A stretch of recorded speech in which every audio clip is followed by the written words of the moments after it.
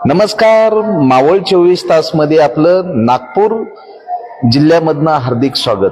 मी महादेव वाघमारे.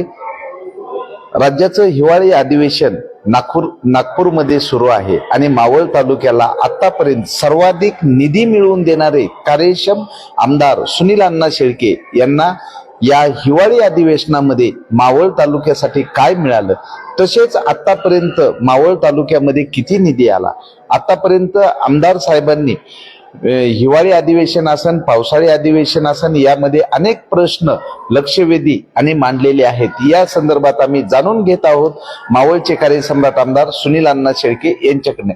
अण्णा नमस्कार. मला सांगा, आतापर्यंत मावळ तालुक्यात सर्वाधिक निधी आणणारे म्हणजे सुमारे 2000 कोटीपेक्षा जास्त निधी तुम्ही आणलेला आहे, तर काय सांगाल यावर? मावळ तालुक्याच्या सर्वांगीण विकासामध्ये खऱ्या अर्थानं ज्या जनतेनं मला एक काम करण्याची संधी दिली आणि त्या संधीतून जनतेचे प्रश्न सोडवले पाहिजे, तालुक्याच्या विकासाच्या दृष्टीनं महत्त्वाकांक्षी प्रकल्प आले पाहिजे, या भावनेतून जेवढा सातत्यानं पाठपुरावा करता येईल तेवढा करण्याचा मी प्रयत्न केला आहे. हे हिवाळी अधिवेशन आज संपन्न झालंय आणि माझ्या 5 वर्षाच्या कारकिर्दीमधलं हिवाळी अधिवेशन आणि नागपूरचं हे शेवटचं अधिवेशन असणार आहे. हे लक्षात घेऊन या अधिवेशनामध्ये जेवढा निधी आणता येईल तेवढा निधी आणण्याचा प्रयत्न केला, परंतु राज्याचे उपमुख्यमंत्री आदरणीय आमचे नेते अजितदादांनी माझ्या अपेक्षेपेक्षा अधिकचा निधी आपल्या तालुक्याला देऊ केलेला आहे.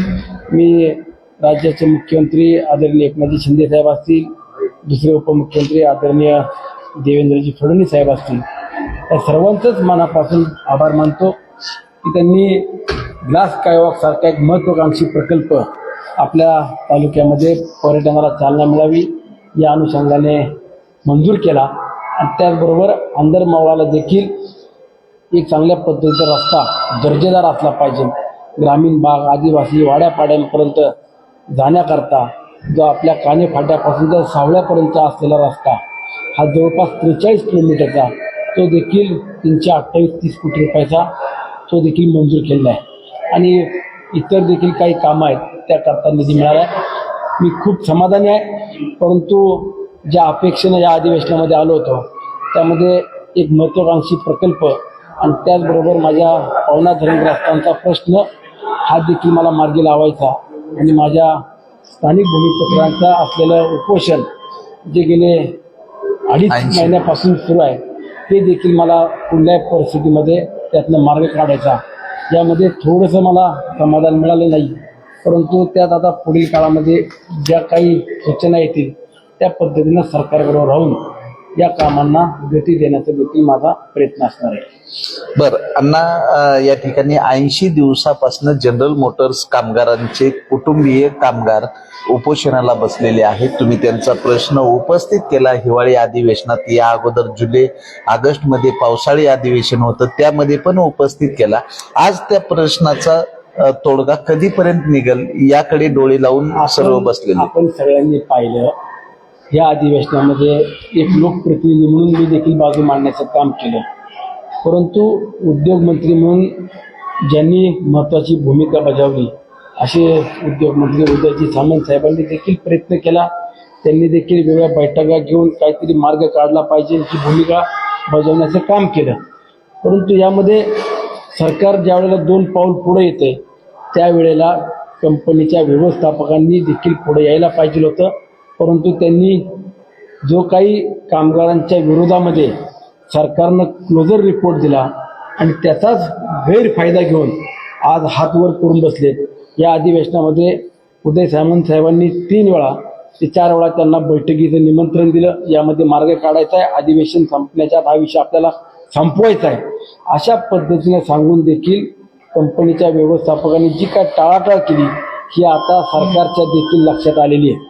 आणि काल आदरणीय दादांनी देखील अधिवेशनामध्ये इतर सदस्यांनी जो प्रश्न उपस्थित केला त्यावरती विस्तृतपणानं माहिती दिली, परंतु मला विश्वास आहे येत्या शुक्रवारी जे हायकोर्टामध्ये पिटिशन दाखल केलं त्यावरती निकाल जो येणार आहे तो माझ्या कामगार बांधवांच्या बाजूने येईल आणि शुक्रवारी जो निकाल येईल त्यानंतरनं कामगार बांधवांच्या बरोबर राहून पुढची दिशा आणि जो काही निर्णय घ्यायचा तो आम्ही घेणार आहोत.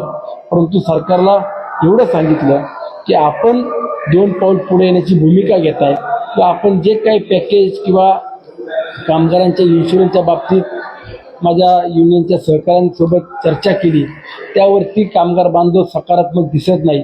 परंतु त्यातनं अजूनही आपल्याला काही मार्ग काढावा लागेल. कंपनीच्या जनरल मोटर व्यवस्थापकांनी यामध्ये कुठली तडजोड करायची नाही अशा पद्धतीची भूमिका एकंदरीत घेतलेली सर्वांच्या लक्षात आलेली आहे. आणि म्हणून शुक्रवारपर्यंत आम्ही वाट बघणार. त्यानंतरनं सर्व कामगार बांधव आणि आम्ही एकत्रितपणानं जो काही निर्णय घ्यायचा तो आम्ही घेणार.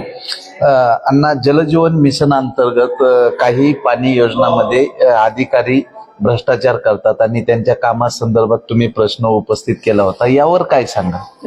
मावळ तालुक्यातल्या जलजीवन मिशन असेल किंवा राज्यभरातल्याच या जलजीवन मिशन योजनेअंतर्गत गाववाड्या पाड्यांपर्यंत पाणी देण्याचा देशाचे पंतप्रधान आदरणीय नरेंद्र मोदीजींनी ही योजना सुरू केली. त्यामध्ये राज्य आणि सरकार या दोघांच्या संयुक्त एकत्रितपणानं 50-50% निधी वर्ग करून या योजनेचा शुभारंभ झाला.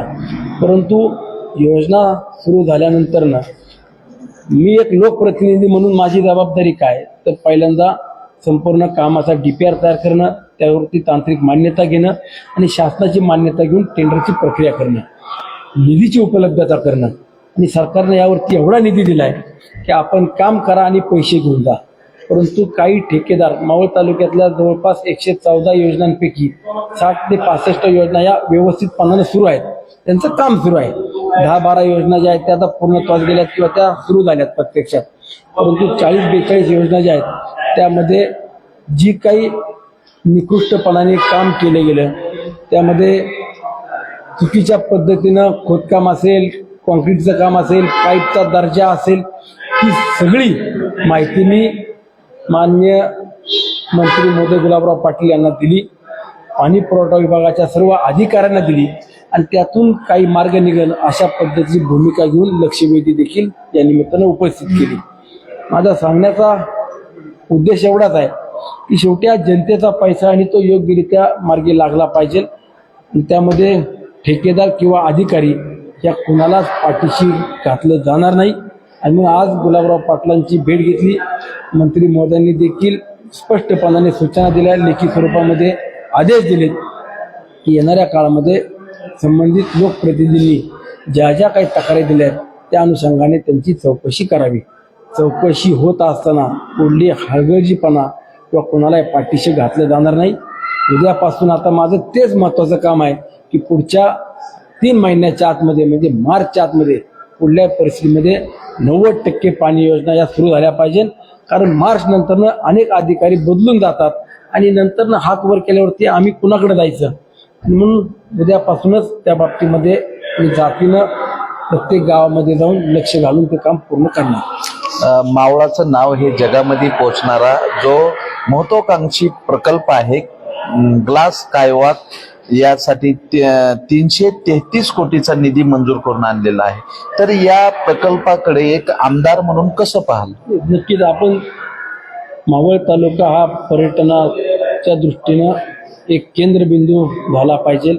आंधर मावळ, पवन मावळ, नाणे मावळ या ग्रामीण भागामध्ये पर्यटनाला चालना मिळेल आणि लोणावळा खंडाळा या शहराला देखील एक वेगळा दर्जा या निमित्ताने मिळणार आहे. आणि म्हणून आपण ग्लास कायवाचा हा प्रकल्प होत असताना आदरणीय दादांनी यामध्ये महत्त्वाची भूमिका बजावली. त्यांनी सर्वतोपरीनं प्रयत्न करून या प्रकल्पाला निधी देण्याचं काम केलेलं आहे. पुढच्या 3 वर्षांमध्ये हा प्रकल्प पूर्णत्वास न्यायचा ही खऱ्या अर्थाने माझी जबाबदारी असणार आहे आणि ती नक्कीच मावळच्या वैभवामध्ये भर पडणारी बाब असेल असं मला वाटतं. अण्णा, सध्या एक महाराष्ट्रामध्ये महत्वाचा प्रश्न आहे मराठा आरक्षण. आणि मावळ तालुक्यामध्ये पवन मावळ, आंधर मावळ, नाणे मावळ, शहरी व ग्रामीण भागामध्ये आपले मराठा बांधव हे बेमुदत साखळी उपोषणासाठी बसलेले आहेत. 1 डिसेंबर ते 24 डिसेंबर. 24 डिसेंबर नंतर तीव्र भूमिका घेणार असं त्यांचं चाललेलं आहे. तर या मराठा आंदोलकाकडे आणि मराठा आरक्षण मागणीकडे कसं पाहता? आता आपण काल परवा 2 दिवस अधिवेशन सगळेजण पाहतोय. संपूर्ण राज्यातल्या मराठा समाज बांधवांचं देखील या अधिवेशनाकडे लक्ष होतं.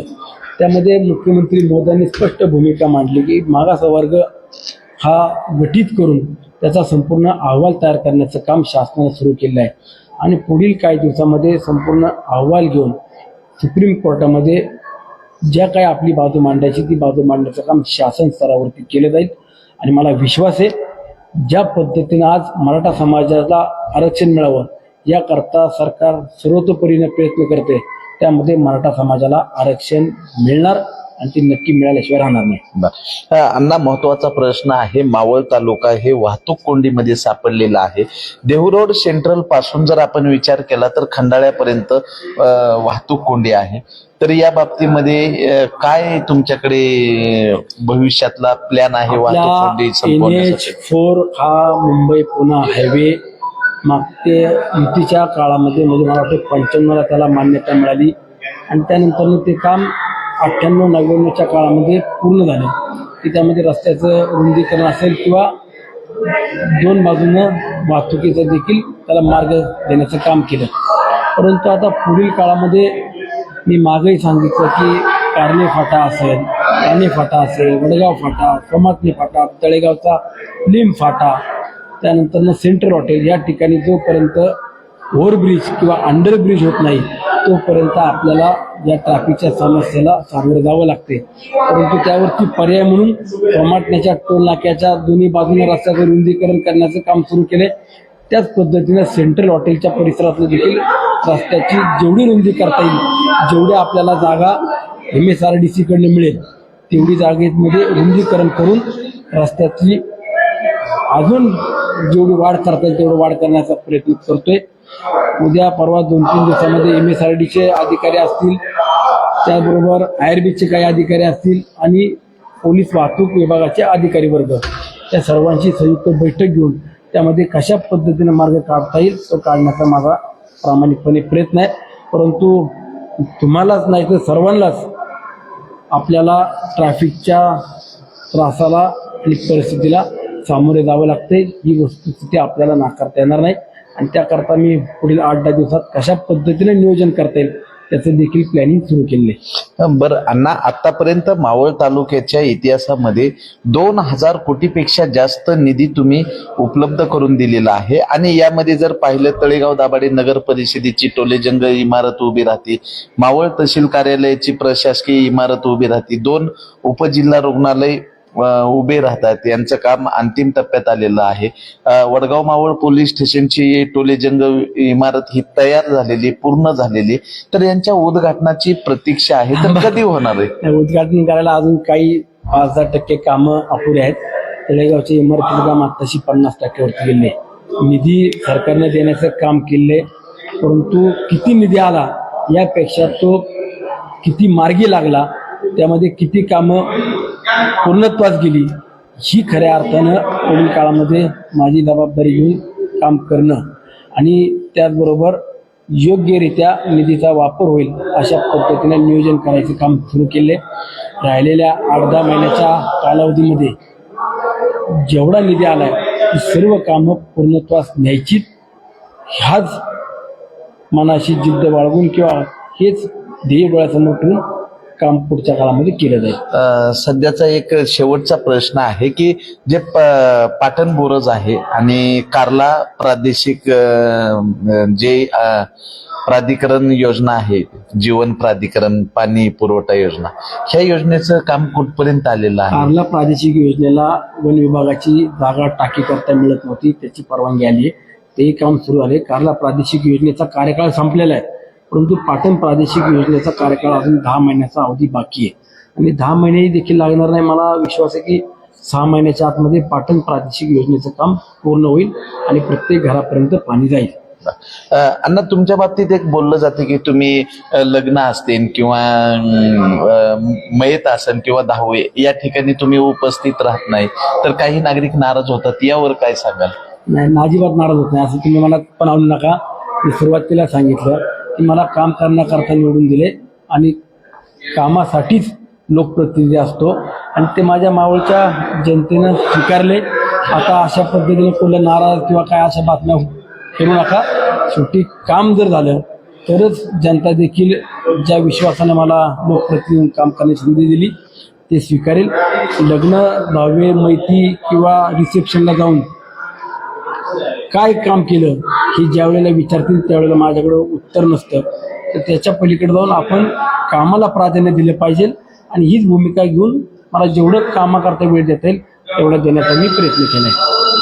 मावळचे कार्यसम्राट आमदार सुनील अण्णा शेळके यांनी आतापर्यंत म्हणजे 2000 कोटीपेक्षा जास्त निधी आणून सर्व महत्वाकांक्षी प्रकल्प हे अंतिम टप्प्यात आहेत आणि आज आम्ही नागपूर येथून हिवाळी अधिवेशनामध्ये मावळचे आमदार सुनील शेळके यांच्याकडनं जाणून घेतलेले मावळाचे असणारे जे प्रश्न आहेत आणि मावळच्या आमदार साहेबांनी उशीरपर्यंत ह्या अधिवेशनाच्या ठिकाणी उपस्थित राहून मावळ 24 तासला त्यांचे असणारे भविष्यातील विकासाचे प्रकल्प याबद्दल त्यांनी आम्हाला सांगितलेले आहेत आणि मावळच्या सर्वांगीण विकासावर लक्ष देणार असल्याचं त्यांनी सांगितलेलं आहे.